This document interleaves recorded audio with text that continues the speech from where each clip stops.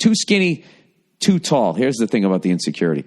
Bill, I am what you would call a goofy-looking 5'11", like 135 pounds, and super awkward. I have a pretty face, so I'm told, but I've always felt weird about my body. Are you kidding me? If you got into fashion, they tell you to lose 20 pounds. 5'11", 135, you sound lean and mean to me. Be honest, the insecurity never came from me, but from other people. My earliest memory of, and that's probably their insecurity because you're probably taller than a lot of guys. My earliest memory of being made to feel weird about my body. I'm assuming this is a woman. Oh, they signed it olive oil. All right. My earliest memory of being made to feel weird about my body was when I was 8 and a teacher said, I'm too skinny and look weird. Yep, that's old school. People used to do that. I shot up in height since then, and I've always been mocked for either the height, weight, or both. As a consequence, I've developed somewhat of a complex about it. Oh, Jesus Christ, don't take it to that level. You got the supermodel body. But then I'll watch some video about a burn victim and then feel like a real sack of shit. All right, so you got some perspective. I'm a girl, by the way. I forgot to mention that. And when I was in high school, I got bullied by this short guy.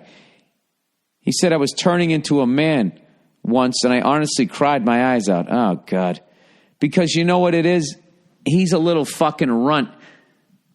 And that's the thing, if anything, anybody in high school listening to that, like, one of the best things you can learn in life is that so many things that other people say really has nothing to do with you, even if they're saying it about you. It has to do with the other person and how their parents suck or they feel bad about their own life. So, like if you want people to not say mean shit to you, walk around happy. Have a happy look on your face. Like, go out and enjoy yourself. And you won't believe the fucking negative attention that you'll get. And one of the great joys in life is the day you realize that it has nothing to do with you and you learn to just filter all of that stuff out.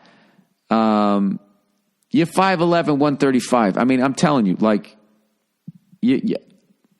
there's a lot of women that are going to fucking hate you because of your height and your build, because it's going to be hard for them to keep weight off. You got a tremendous advantage.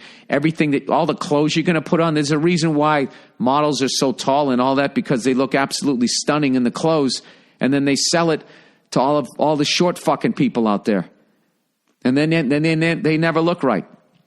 Anyways, she said, my question to you is, how do I get to a point in life where you don't give a shit when anyone says?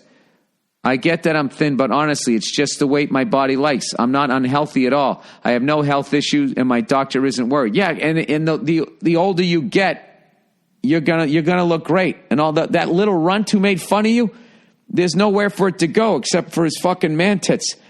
What should I do next time someone says something to me? I'm 22, and people at work feel comfortable enough to say shit like, did you have eating issues as a kid?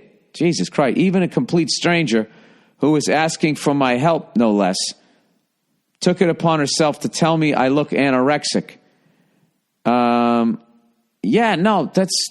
That's all other people's issue. I feel like people think they can get away with shit like this because I'm not fat. You think I should just tell people to fuck off?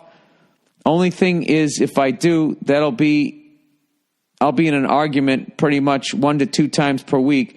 Thanks a bunch, and I love you and Nia. Wish you and the Munchkin the best. Go fuck yourself. Olive oil. All right, you got a great sense of humor. Just saying you're olive oil. There's a bunch of shit you can do. All right. I don't know. One of the things I used to do when I used to go out after shows, and when somebody said like mean stuff to me, I would just go, you got something between your teeth. And they never did, right? But it would just make them so self-conscious. They'd immediately shut their mouth and put their tongue up over their teeth and then just fucking walk away. You can do that and just say, I appreciate that. And just, offer them a piece of gum. Make it seem like they have bad breath. There's little things like that to turn it back around on them. what it's really going to be? Because then, I'm also suggesting that you kind of be mean to them.